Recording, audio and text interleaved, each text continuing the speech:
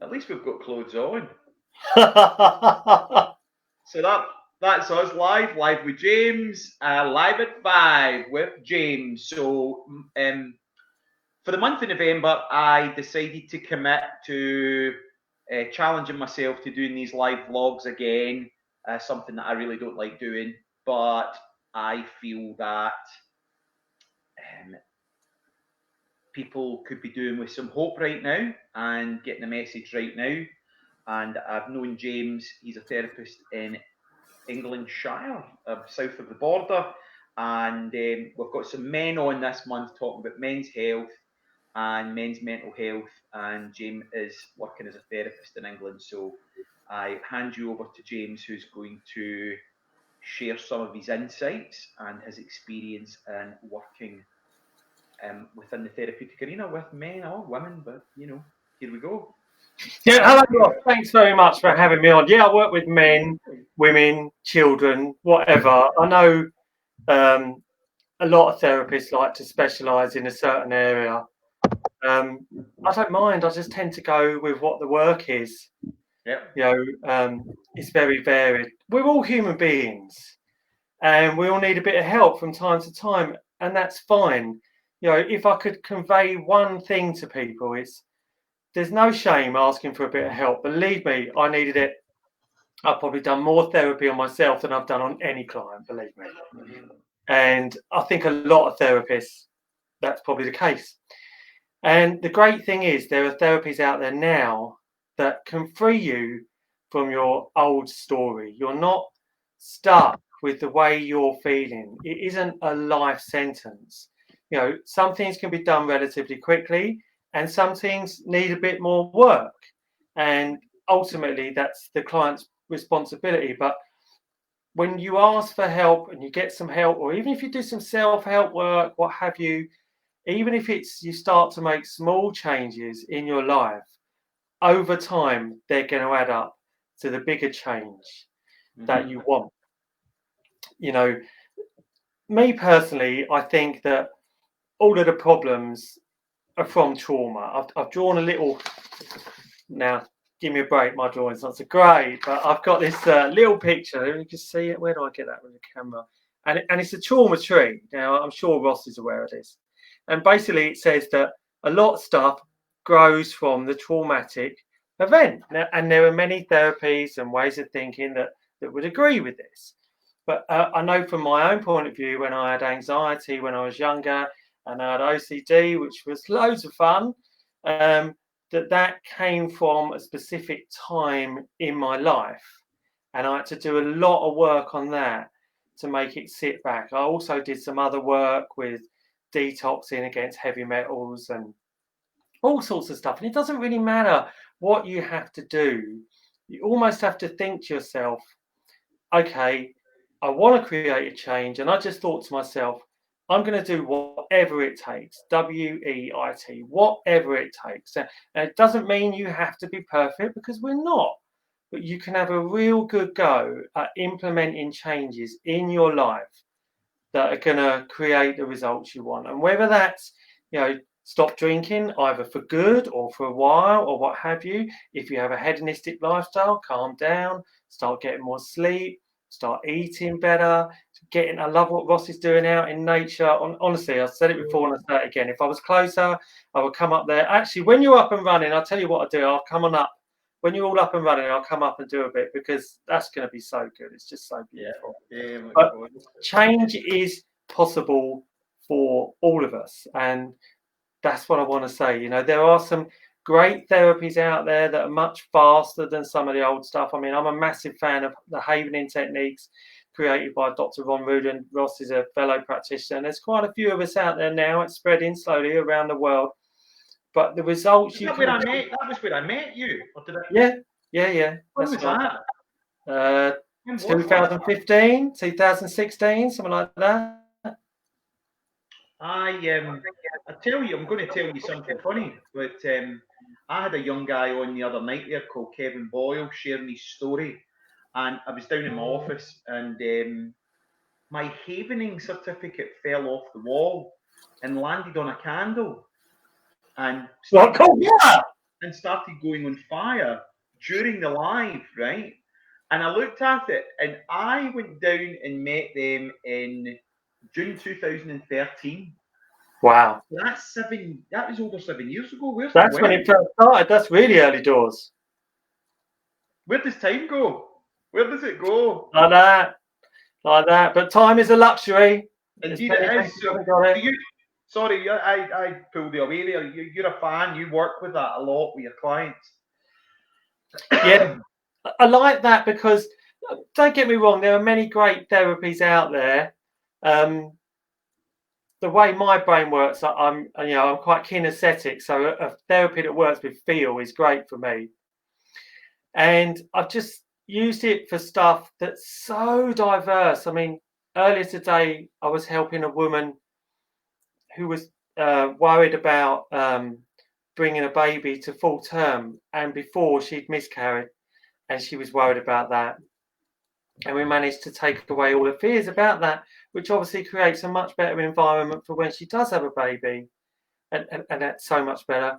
But then I've used it for, fears, phobias, anxieties, the normal sorts of stuff, and then deep core beliefs, people that have forever, that drives, it just drives their behaviors, results forever, like people who struggle with relationships and keep pushing people away and breaking down relationships, whether that be at work or in their private life or romantically or what have you. And when you get to the root cause, you can just collapse all that and completely change their behavior. Mm-hmm. Can you still see me, Ross? I'm not on there. No, you've disappeared. Have I? Yeah. Well, I don't know what's happened there. I don't know what's happened. I don't know where you went.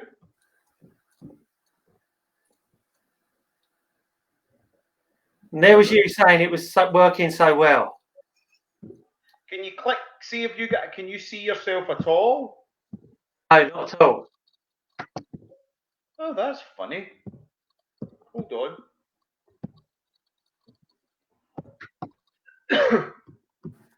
There you're there, right? Stay there now. It's all right. We're doing great. Showing screen. Okay. There you go. 3, 2, 1, and you're back in. I could hear you though. Everyone can hear you. That's all right. That's okay.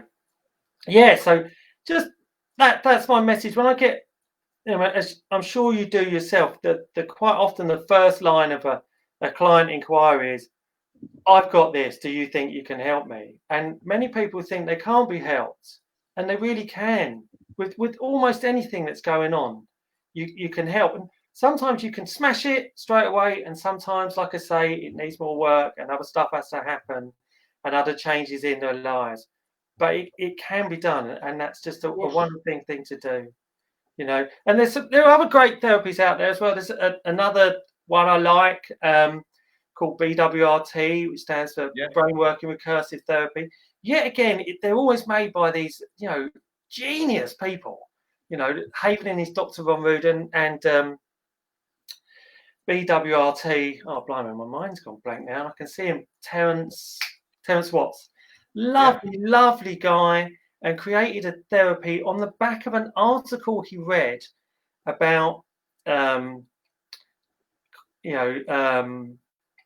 effect and response, and the gap being in between. And it was Libet's experiment saying there's a gap between stimulus and response. And it created a therapy that works in it, because we all think we have time in that gap to think, and we don't realize we're already hardwired with a response.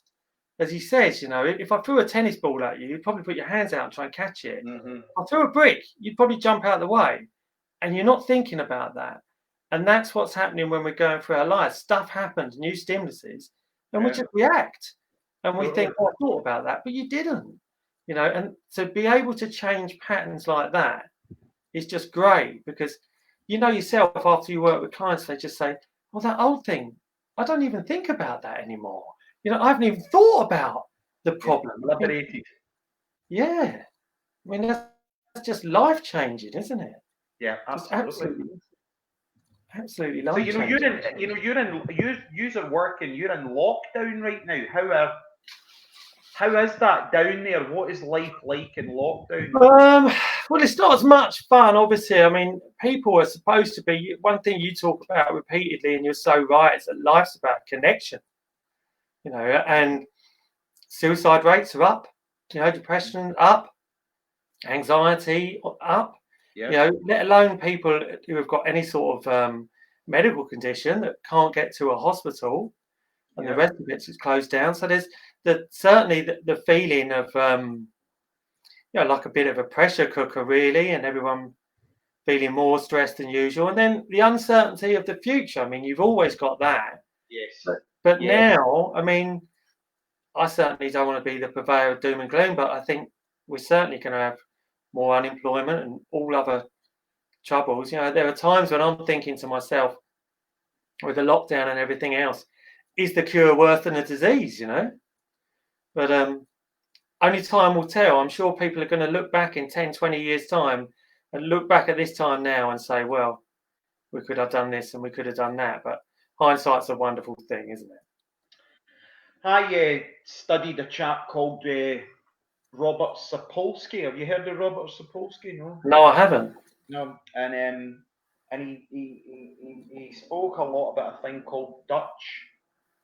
Now my mind's went blank. Dutch hunger famine, and basically he studied the impact that the famine in Holland had, not only on the generations that came after and how it affected several generations after. Yeah. Right? And one of the guys that I go into the water with in the morning, he started back work, and he was saying that this is what he's noticed, right? And he hadn't spoken to him. He was just chatting. We were just chatting about it. Got his mask on. Person at work's got their mask on. He takes a step towards the person. That person takes a step away from him. He takes a step to the right towards them. They take a step. It's almost like it's now programmed that when somebody comes towards you, you move back. And he noticed that people at work that not only were doing that with him, that he then found that he was doing it with people. He caught mindfully his own behaviour and went, wow, I'm doing that.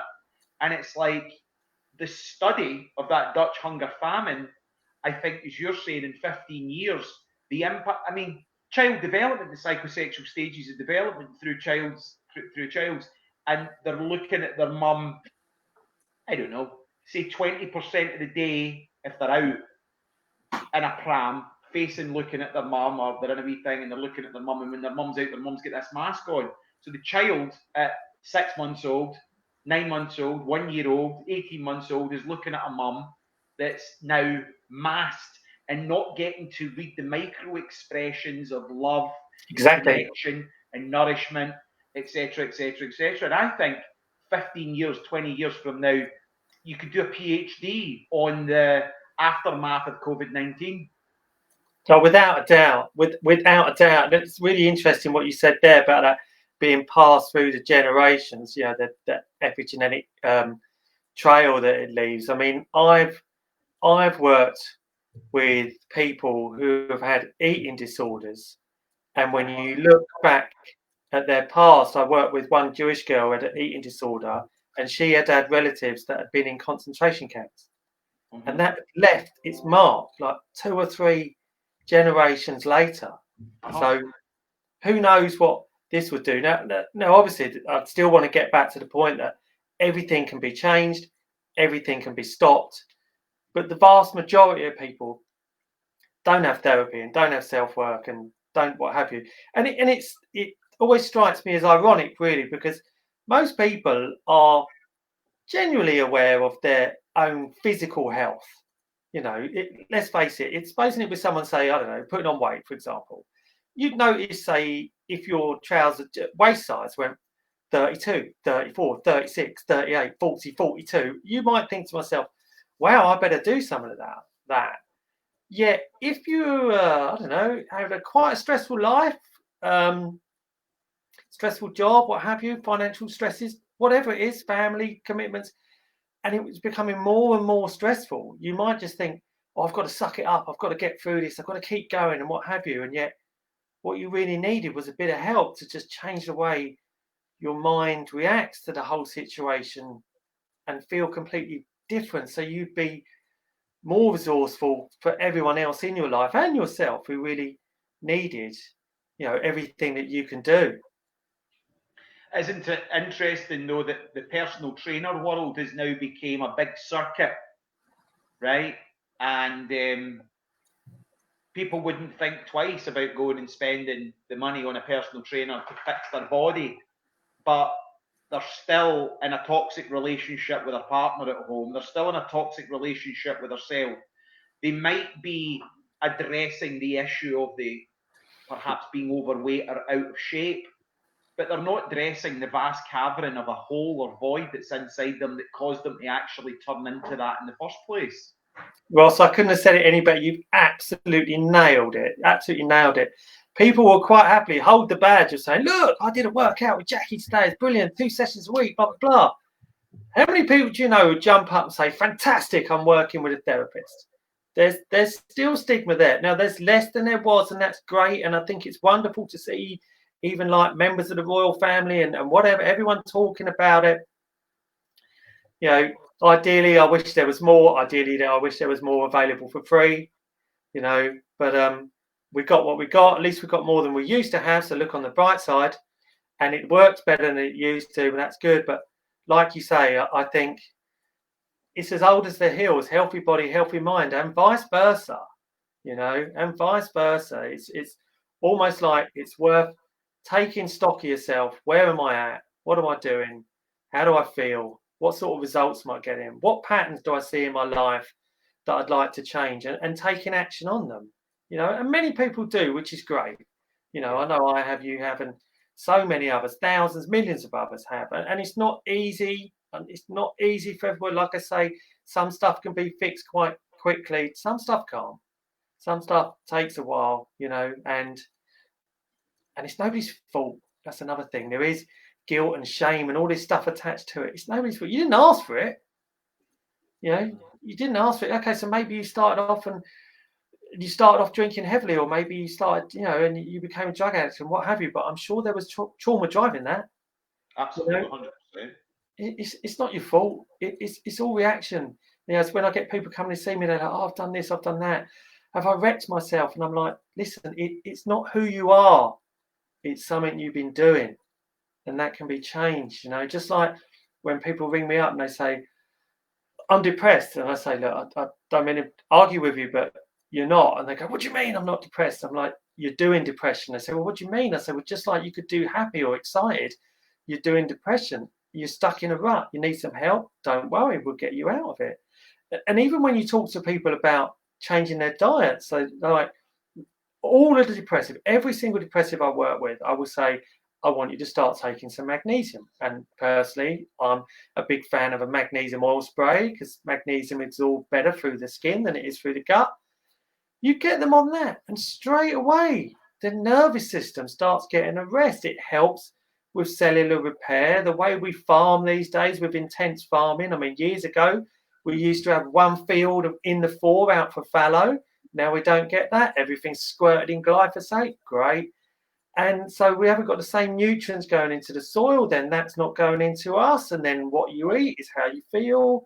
And then, so just by getting some of the stuff we're lacking in our day-to-day diet can have a huge effect on our thinking, as you well know. Aye, it's a great, but people that are listening don't. So we're addressing the people that might not know that. And,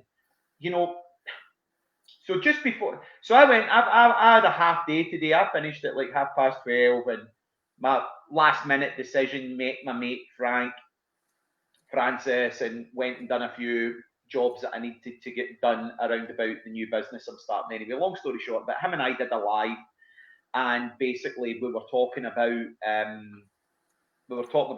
his addiction and my current addiction, which I still wrestle with, which is sugar, etc., etc. Oh, right, okay. Right?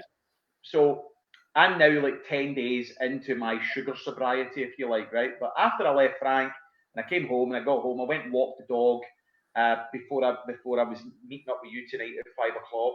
And I was thinking about it, and I was thinking about this. So, like, I am sober from drugs and alcohol. and I've cut a massive amount of destructive relationships out of my life. But still, the destructive relationship with sugar and not preparing food. Not preparing food's a big one for me, right? That I'm much happier and healthier when I prepare my meals from scratch, use a little bit that's left over for my lunch the following day, maybe add a little bit of what's left over to go into the second night's meal, whatever, right? But what I started to notice, because when I left and we weren't live, Frank asked me, what made you change? And I went, I just became like a liar again, or a bluffer again. So what I would do is I would have my dinner, which would have been like something quick, pasta or something I'd thrown in the oven, right? And then I'd sit for half an hour, and then I'd go round to the local petrol station and fill up with chocolate. But what I was doing was I would very much make it known. I would say, right, I'll take that for me, and then I would go over to the other shelves and say, and I'll have a look. Now I live alone, but I was making out to the women behind the checkout that I was collecting all these other chocolates for other imaginary friends that live in my house, right? But they did these cakes, and this is the bit I forgot to mention this today, and this is why I mention it. That like that caramel cake that you used to get at school, it wasn't shortbread, but it was like a pastry with like a sticky caramel in the top of it. Millionaire shortbread.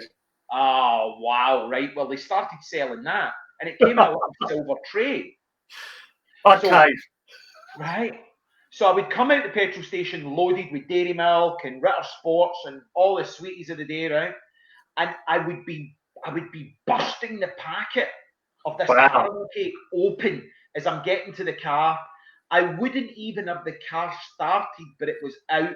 I would start the car, I would start driving, and I'd have a bite of it. And then I'd leave that in the passenger seat, the empty wrapper.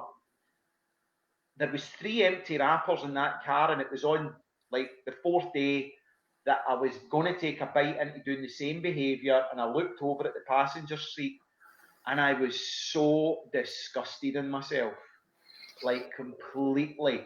And I went, that's it. Now that was roughly, so then I made like a good addict that I am, I said, right, on Monday, that's it. I'm going clean on Monday. And then I was thinking about my behaviour on the Sunday.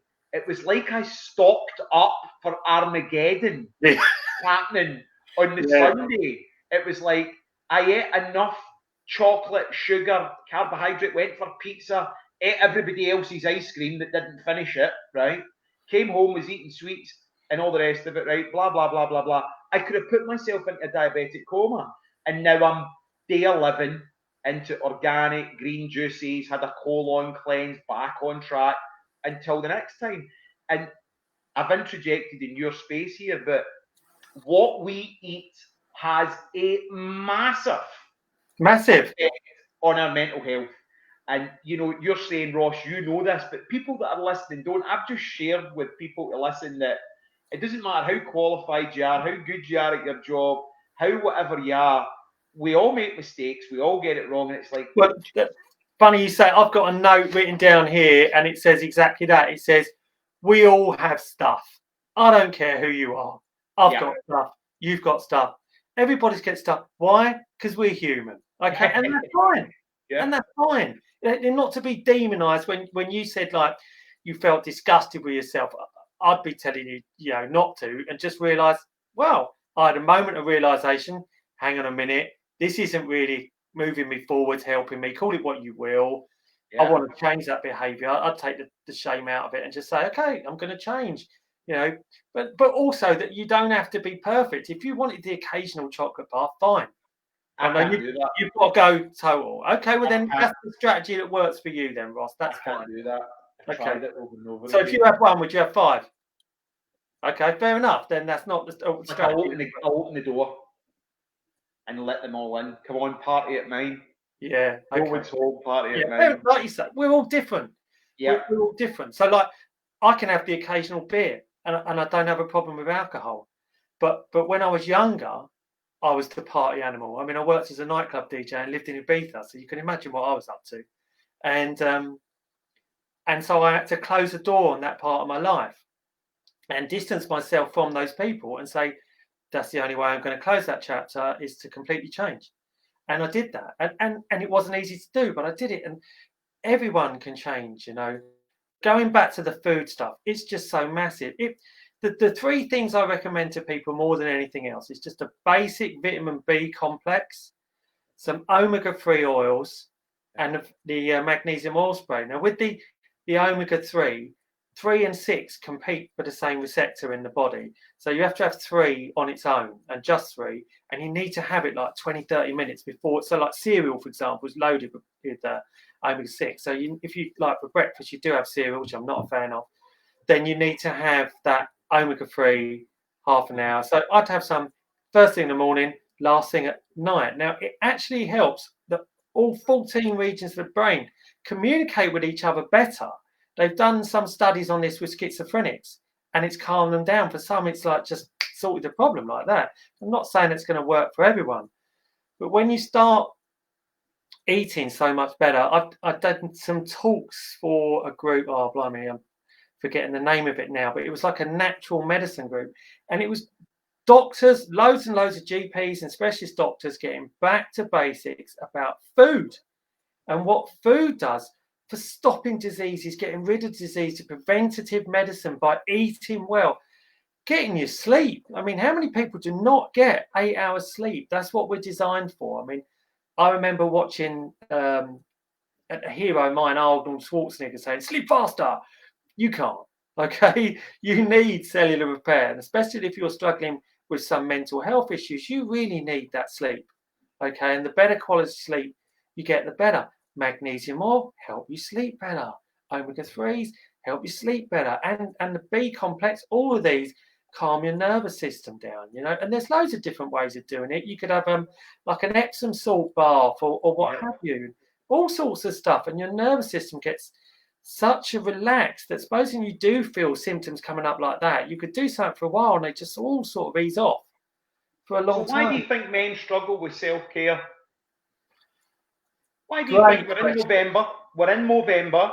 We're talking about men's mental health, Yeah. and what like these things that you're suggesting to me sound very passive, very yin, very perhaps do men see it as feminine or girly, or I don't know. Why do you You've just think? nailed the problem right there. It's people's perception of stuff.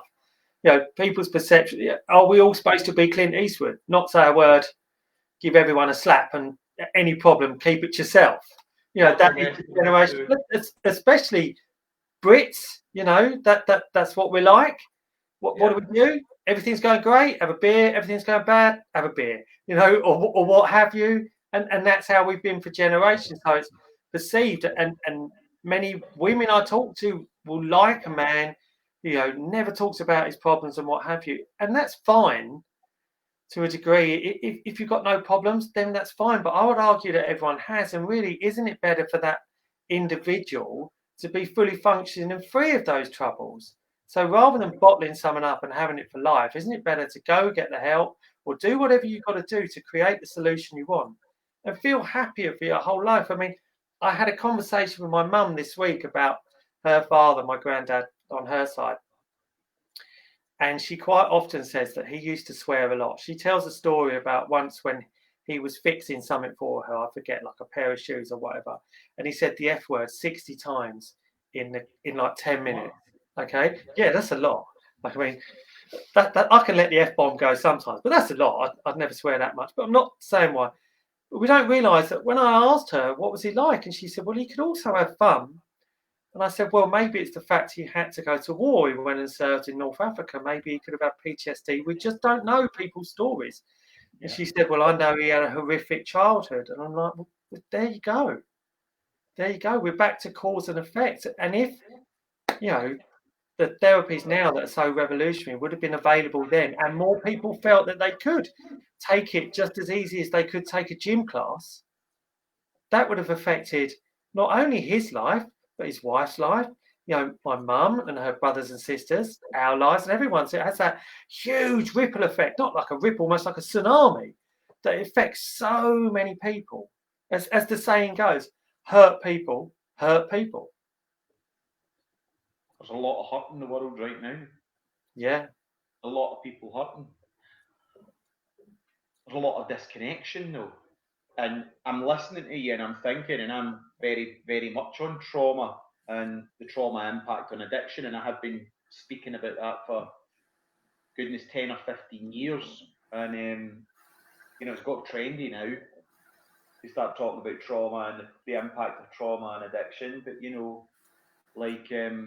I remember reading Levine's stuff and stuff like around trauma very, very early on in my education, and it got shunned because the right wing activists of Alcoholics Anonymous, no, it's good enough, it's blah blah blah. It's just, but I'm wondering, I've got myself thinking, just having this conversation with you, that are we focusing now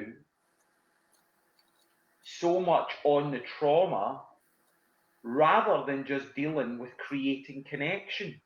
Do we really need to deal with the trauma, or do we just deal with creating connection?